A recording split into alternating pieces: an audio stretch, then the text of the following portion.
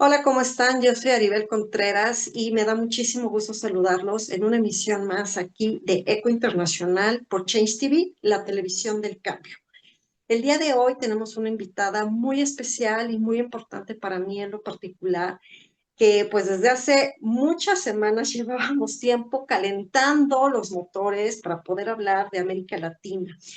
Y el título del programa de hoy, que es La nueva era de Estados Unidos en América Latina, pues nos hace pensar y reflexionar en muchísimas vertientes. Y para ello es que nuestra invitada especial hoy nos ha permitido tener un espacio en su agenda, y me refiero nada más y nada menos que a la maestra Jimena Esquivel Letó. Bienvenida, Jimena. Muchísimas gracias por estar hoy con nosotros. Al contrario, Aribel, gracias por el espacio y por permitir compartir contigo y con tu auditorio.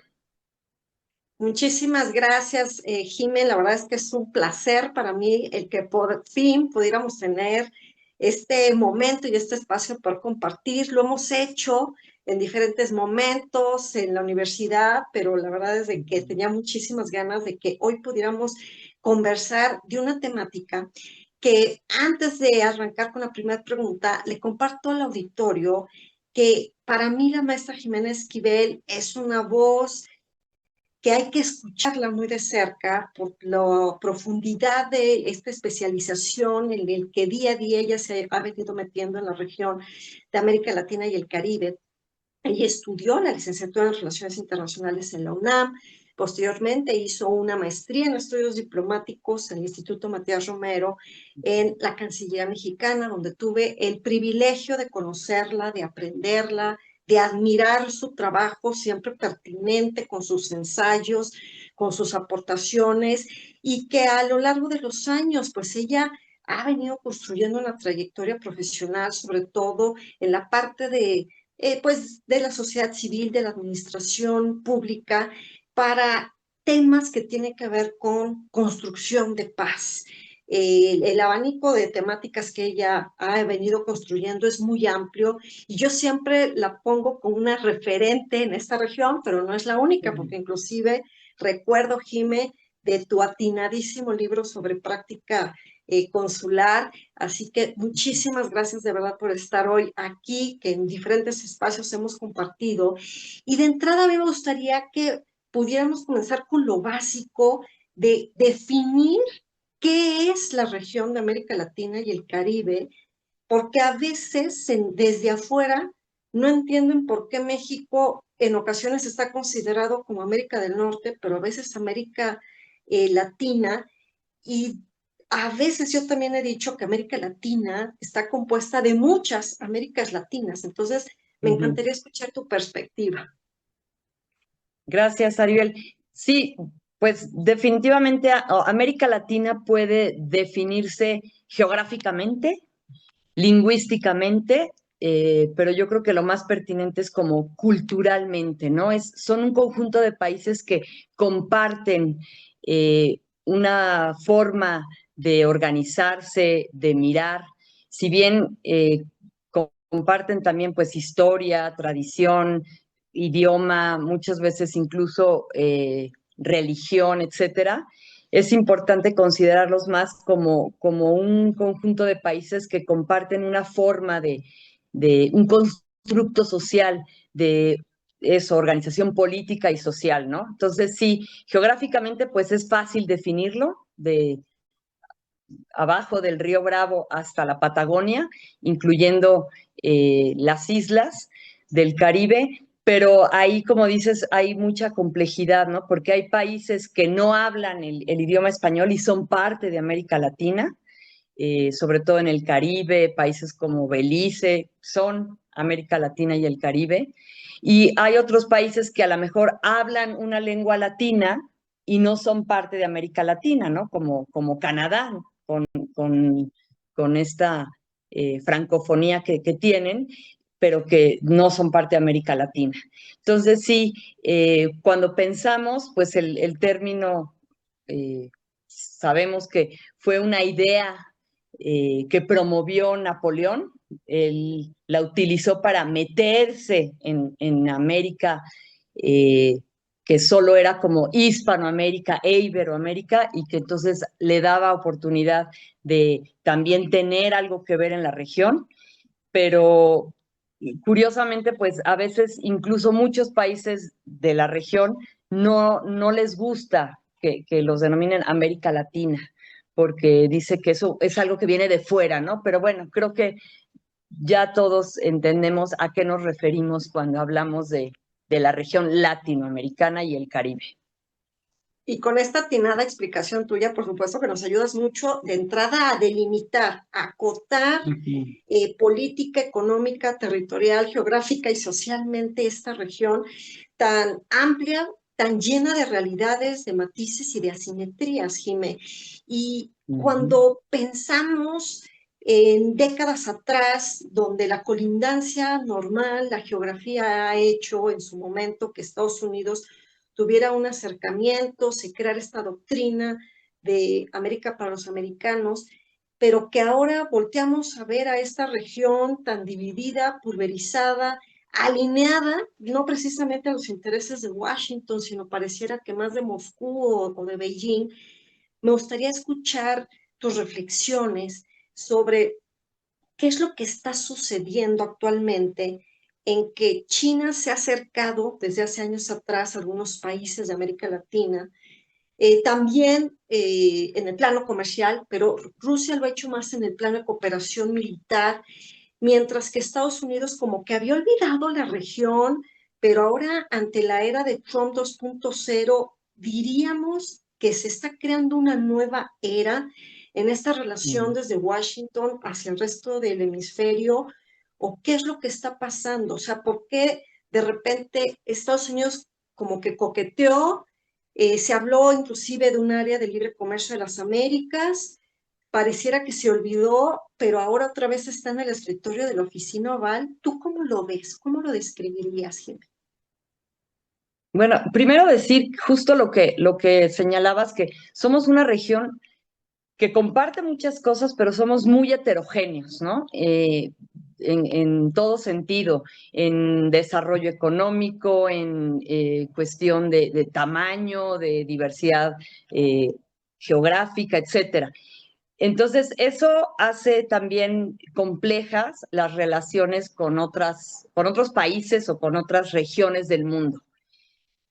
Yo creo que, digo, no estoy descubriendo el hilo negro, no somos una prioridad para Estados Unidos, digamos que desde hace mucho no lo somos, pero en este momento justamente lo que dices, creo que más bien si mapeamos América Latina, encontramos que hay países que son aliados, países que son, digamos, como no alineados a Estados Unidos, y yo diría países detractores.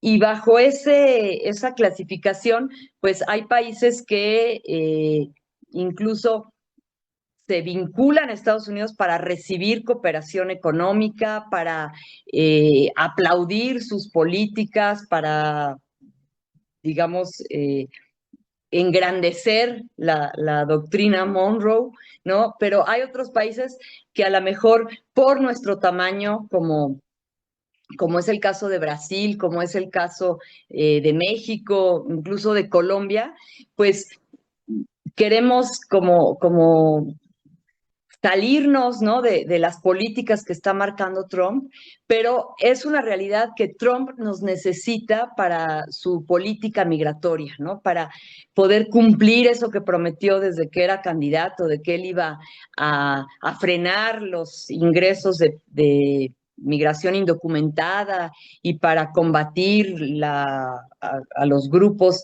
terroristas y vinculados con el narcotráfico. Entonces, ahí no es que seamos prioridad, pero sí somos países necesarios para llevar a cabo esta política migratoria, ¿no? Y luego, por supuesto, pues están los países detractores, que creo que sin duda, pues ahí sigue estando Cuba, sigue estando Nicaragua y el caso de Venezuela, que es pues un caso muy importante, ¿no? Por otro lado, como decías, la penetración de otros países nuevos en la región que no entrarían como en el área de influencia natural de Estados Unidos, como lo es para Estados Unidos, perdón.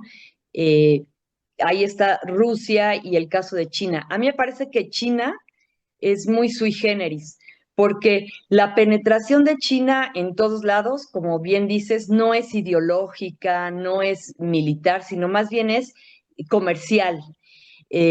Y creo que se ha visto cómo se ha ido incrementando la presencia de inversión, de comercio, de transacciones chinas en la región, ¿no? De estar en un 3, 4%, ha ido aumentando. Eh, Primero con 2 dígitos y cada vez más.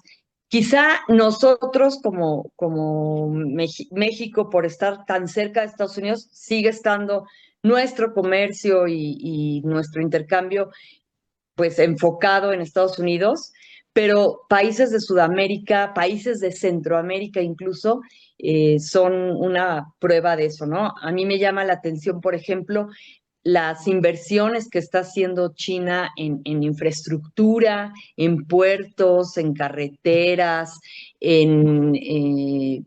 digamos, espacios que son importantes precisamente para el comercio, ¿no? En Perú, en diversos países de Sudamérica, Paraguay, Chile, Argentina, el mismo Brasil, y eso de alguna forma pues va marcando ese incremento de la presencia de China en el continente.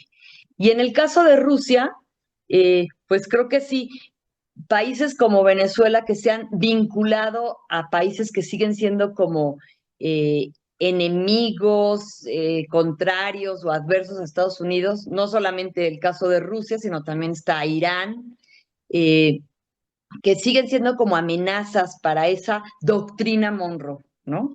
Que yo diría, en esta nueva era de Trump se está como actualizando la doctrina Monroe, se está como recordando decirle a esos países, no te metas en esta área de influencia, esto me corresponde a mí. A mí me recuerda mucho la época de la Guerra Fría con pues esa definición clara de decirle en ese entonces los soviéticos por allá, ustedes repártanse, hagan, América es para mí. Y yo te diría también, pues esa otra ideología que es el destino manifiesto, a mí me queda clarísimo que también está actualizándose cada vez más, ¿no? O sea, con Trump me parece que ese discurso de nuestro modelo, nuestra forma de organización, nuestra política, eh, que es una política excluyente, una política pues, de decir todo lo que no tiene que ver con el conservadurismo religioso, político, económico, no cabe, ¿no? Y por eso tenemos que, pues, llevar nuestro modelo. Entonces, la actualización, yo diría, de las dos cosas, la doctrina Monroe y el destino manifiesto al siglo XXI. Y me encanta cómo lo pones sobre la mesa porque mientras te escuchaba me hacías pensar entonces en una doctrina Monroe 2.0 al estilo MAGA, donde pareciera que ahora hay un guiño profundo de Washington, de voltear a ver otra vez a la región, pero no con el poder suave como China lo ha hecho, sino pareciera que está utilizando un intermedio o un híbrido entre el poder suave y el poder duro en algunos países. Ejemplo, y me encantaría que escucharte sobre cómo es que la primera visita del secretario de Estado, Marco Rubio, pues justamente va a América Latina, tocando 5 países, cerrando esta primera gira en Panamá por la relevancia geoestratégica y comercial que tiene el Canal de Panamá, donde veíamos a veces algunos discursos de Trump amenazantes, tirantes, de decir que el Canal de Panamá tendría que regresar a la administración de Estados Unidos, pero en paralelo, perdón, hemos visto una nueva visita del secretario Rubio a México, Ecuador, que en paralelo corre esta amenaza clara y contundente que ya se está materializando con estos buques de Estados Unidos en el Caribe, apuntando a Venezuela, y que pues yo he leído algunos diarios y obviamente algunos de América Latina dicen, es que ya Estados Unidos viene a crear una guerra donde no la hay, viene a crear un caos donde ni siquiera antes lo teníamos y está dividiendo a la región. Y esta justificación del combate al narcotráfico por parte del presidente Trump respecto a la forma en la que ha descrito a Maduro como la gran narcoterrorista, pareciera que es un pretexto, no un objetivo, porque en realidad, e inclusive yo en lo personal, pienso que es más bien el inicio del derrocamiento de esta dictadura. Pero ¿tú cómo ves esta forma de incursionar por parte de Estados Unidos, donde hay una gran alineación con el gobierno de Bukele en El Salvador, Daniel Noboa en Ecuador, Javier Milei en Argentina, pero al mismo tiempo se mandan mensajes claros y contundentes contra Cuba, Nicaragua? En el caso de Venezuela, ya de los mensajes ya pasaron a esta forma tan clara de atacar a los buques bajo el argumento de que pues es gente que está relacionada al crimen organizado. Entonces, ¿hacia dónde ves tú? ¿Estados Unidos estará utilizando su poder suave con el duro? ¿Le apuestas más a una incursión de poder duro, un híbrido? ¿O cómo ves tú esta apuesta que pareciera que es más bien la política exterior de Trump a través del secretario Marco Rubio, más que en realidad una apuesta de política exterior a nivel de Estado? Pues creo que no lo podías haber dicho mejor. O sea, la política de Washington, o sea, la política exterior de Washington actual con el secretario de Estado Marco Rubio, con todo el antecedente, ¿no?, que tiene de cubano, de origen cubano-americano, pero además que ha sido, desde que era senador, alguien que abiertamente estaba en contra de muchos de los países latinoamericanos, de las políticas de los países latinoamericanos. Creo que ahora es una política muchísimo más agresiva, que ha pasado del mero discurso que siempre, ¿no? Siempre ha sido como para atacar, y que con la figura de Trump pues todavía muchísimo más amenazas, pero además términos, ¿no? Así como prófugos de la justicia, no sé, declarar a los cárteles o a ciertos grupos criminales terroristas, con todo lo que esas implicaciones tiene, el tema de imputarle a jefes de Estado como Maduro, además de el término dictador, narcotraficante, etcétera. Bueno, eso es un discurso que cada vez es más agresivo, pero que ahora también se ha unido al tema pues del refuerzo militar en la región, en el Caribe, y creo que es como generar muchísimas especulaciones sobre si va a haber un incremento de esas acciones militares contra Venezuela, ¿no?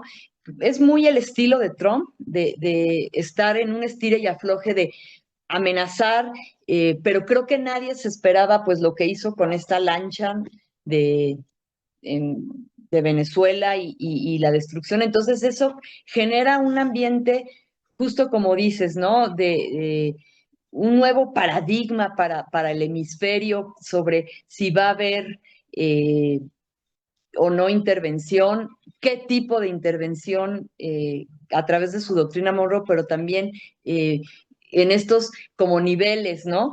Justo como dices, esa doctrina Monroe tuvo como algo muy teórico, muy ideológico, pero después también tuvo acciones concretas con el Canal de Panamá, con la cuestión económica. Entonces yo miro, por ejemplo, hacia Ecuador, es una cooperación económica, pero para cuidar los intereses de Estados Unidos, el tema de que no escale la cuestión de los vínculos entre el crimen organizado, los cárteles mexicanos, colombianos, venezolanos y Ecuador. Veo también, por ejemplo, como dices, en el caso del Salvador, pues este intercambio de recibir deportados, migrantes, que además van como con el sello de son muy peligrosos y recibo dinero, te ayudo, pero al mismo tiempo estoy colaborando con esa política de seguridad, ¿no? Y después justo pues las cosas que ha dicho Estados Unidos, ya dijiste en el caso de Panamá, bueno, yo diría desde que inició la administración, ¿no? No es Golfo de México, es Golfo de América. Panamá hay que recuperarlo porque ahí se están metiendo los chinos cuando pues no era cierto, así como lo decían los Estados Unidos. Y no hemos dicho, ¿no? Ahora con Brasil y el tema de que tiene que ver con la condena para Bolsonaro y denostar el proceso democrático en Brasil, etcétera, pues es una forma de volver a intervenir en la región, de no quitar, digamos, esas amenazas y esas hostilidades.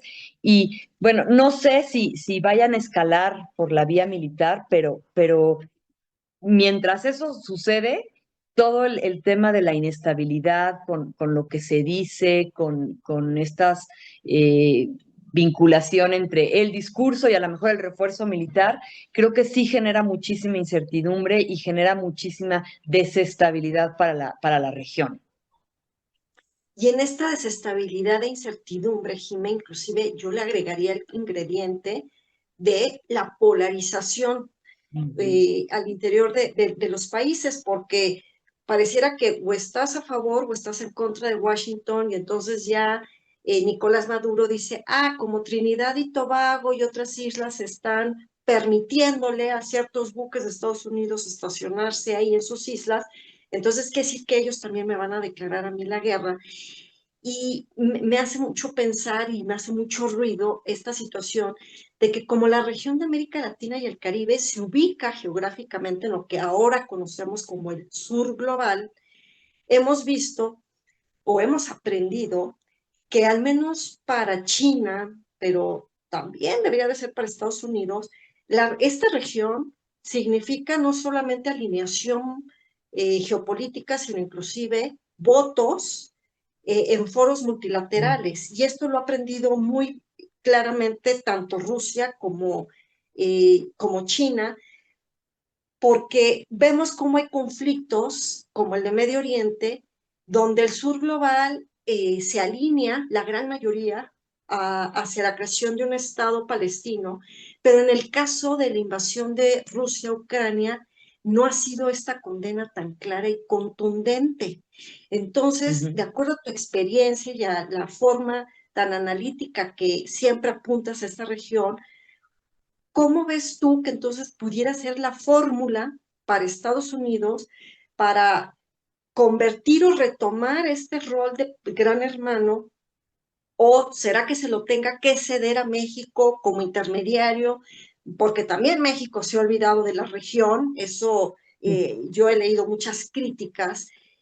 ¿Y será que entonces eh, lo que es América Latina y el Caribe, habrá que tratar de unificarla o dejarla que tome su propio rumbo? Porque vemos que también las voces en foros hemisféricos como la Organización de Estados Americanos se ha diluido, y entonces ellos crearon el paralelo, el fortalecer lo que es la CEPAL, pero la CELAC y otro tipo de espacios, pero al mismo tiempo yo no veo que logre una voz unificada. Entonces, ¿hacia dónde tendría que apostar Estados Unidos como para retomar este rol, o cuál pudiera ser esta apuesta? Porque al final América Latina y el Caribe, insisto, representa oportunidades en diferentes planos, geopolítico, geoeconómico, y eso antes lo entendió China por encima de Estados Unidos. Sí, yo creo que parte del problema que siempre ha tenido América Latina es que ante esa heterogeneidad, eh, conseguir como unión o una sola voz ha sido muy complicado, ¿no? Si uno revisa, es la región que más intentos desde muchísimo tiempo atrás ha hecho por integrarse, ¿no? Y tenemos una multiplicidad eh, de organismos, de espacios de diálogo, etcétera, pero que no han logrado una cohesión como la que encontramos en otras regiones, ¿no? Obviamente no solo la Unión Europea, sino incluso la Unión Africana, etcétera. Creo que en América Latina, pues la misma geografía también no ha contribuido quizá a esa vinculación tan real, ¿no? Yo creo que, eh, parafraseando a eh, un escritor que es Jorge Volpi, que tiene un libro que se llama El insomnio de Bolívar, si Bolívar se despertara, no se ha conseguido, vaya, la integración real, ¿no? Y creo que la integración va más en el sentido de, pues, los intereses económicos de Estados Unidos. Entonces, efectivamente, eh, hay bloques. Estados Unidos pues ha estado combatiendo, por ejemplo, lo que en su momento hizo el Mercosur, que después como que vino un poco yo diría como en stand-by, ¿no? Se paró, pero ahora otra vez con Lula se ha querido como retomar, pero ahí está también la CELAC, eh, en contraposición a lo mejor de otros espacios que tienen, sabemos, como el tinte más de estadounidense, ¿no? Y creo que tú apuntabas el tema de, pues, de la guerra en Ucrania y el papel de Rusia, y creo que ahí en América Latina, ¿no? ¿Cómo ha jugado, pues, para eso, para que no haya un pronunciamiento tan contundente para, digamos, el problema o la situación tan grave en esta región, pues por eso, ¿no? Por los intereses y por las alianzas que se han jugado entre muchos países para hacer frente a Estados Unidos y vincularse con Rusia. Entonces, pues si me preguntas, obviamente idealmente creo que habría que apostar por tener posturas o posiciones muchísimo más coordinadas, más integrales, pero creo que no es fácil, ¿no? Tú decías del caso de México, discursivamente siempre hemos estado diciendo que somos el hermano que ve por América Latina, etcétera, pero yo creo que también no la tenemos nada fácil, ¿no? Yo siempre les digo a los estudiantes, eh, pues es fácil hablar en contra digamos, más crítico cuando estás a muchos kilómetros de Estados Unidos que, que nuestro caso, ¿no? Entonces, pues ahí están las últimas medidas, los aranceles que ha tenido que poner México para con China, ¿no? Para no afectar o para que sigan continuándose las negociaciones o renegociaciones del TEMEC y dar concesiones, ¿no? La entrega de los que o sea, que no tienen que ver, digamos, con acuerdos de índole pues más concreta, sino es como una concesión de moneda de cambio, ¿no? De entregar presos relacionados con el narcotráfico, el crimen organizado. Pues eso a mí me demuestra lo complicado que es para nosotros, México, verdaderamente tener una política más pragmática en relación con América Latina, aunque en el discurso sigamos hablando de mirar hacia América Latina, integrarnos, pues sí, pero en la práctica nuestro interés y nuestras necesidades siguen estando más del 80% en Estados Unidos, ¿no? Entonces eso pues dificulta.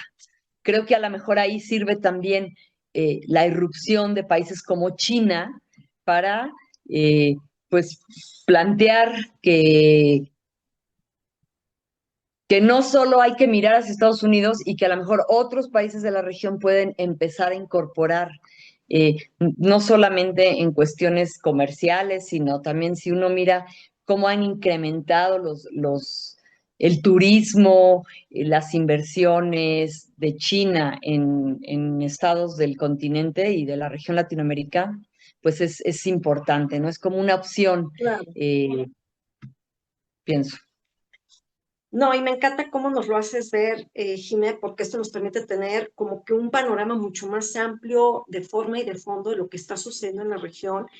El tiempo se nos ha prácticamente acabado y me gustaría que a manera de reflexión, sobre todo por tu experiencia como académica en el Departamento de Estudios Internacionales de la Universidad Iberoamericana, pudieras compartirnos como conclusión final, ¿es un auge, un declive de la región ante la coyuntura que estamos viviendo, no solamente por la geopolítica global, sino por estos, pareciera, nuevos intereses de Trump 2.0 en América Latina y el Caribe? Pues yo más bien diría que es un desafío y es un reto. Lo pondría como en positivo.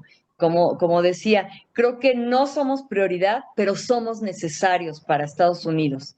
Y en ese sentido, pues ante la amenaza de que otros como China, como Rusia, se incursionen, Estados Unidos tiene que buscar alianzas, tiene que buscar vinculación. Entonces, yo creo que es un momento para un desafío nuevo de América Latina que debiera promover más integración, políticas conjuntas, por ejemplo, en el tema migratorio y poder tener más fuerza, más peso en Estados Unidos y en la política exterior de Estados Unidos para decirle, aunque no seamos tu prioridad, sí nos necesitas y nos necesitas eh, para impulsar temas de seguridad, para impulsar temas de De pues política migración. migratoria, ajá, pero no se puede hacer solo a tu modo, ¿no? Tenemos que dialogar, tenemos que promover espacios de coordinación, de cooperación, pero eso solo se puede lograr si nos vinculamos más, si vamos en bloque, creo yo, ¿no? Y pues tenerlo como eso, como una posibilidad. Quizá es muy utópico, pero creo que hay que aprovechar el momento para impulsar mayor vinculación continental y latinoamericana. Y me encanta cómo lo dices, y yo creo que con esto nos quedamos, Jime, de que Estados Unidos, aunque no tiene como prioridad en su agenda a la región de América Latina y el Caribe, o sea, nos necesita como región. El hecho de trabajar en términos regionales o hemisféricos, pues sí o sí va en el paquete las diferencias, las asimetrías Ujú. y las discrepancias, porque si no, me parece que entonces Washington solo, pues solamente imponiendo, no va a lograr nada. Y yo creo que nos dejas muchas reflexiones. De verdad, yo te agradezco infinitamente tu tiempo en estas fechas patrias, que estés aquí con nosotros. De verdad, muchísimas gracias. Confirmo lo que siempre he dicho, Jime, eres una super experta en la región. Es un deleite escucharte. De verdad, mil gracias por habernos acompañado hoy aquí en Eco Internacional, Jimé. Gracias a ti, Aribel. Un abrazo. Igualmente, un fuerte abrazo para ti. Les recuerdo a todos nuestros televidentes que tenemos una cita los miércoles 3 de la tarde en Eco Internacional por Change TV, redes sociales, @Change TV online, en todo tipo de plataformas, y a mí me encuentran como @Aribel Contreras o bien como @Aribel Diplomatic. Hasta pronto y muchas gracias.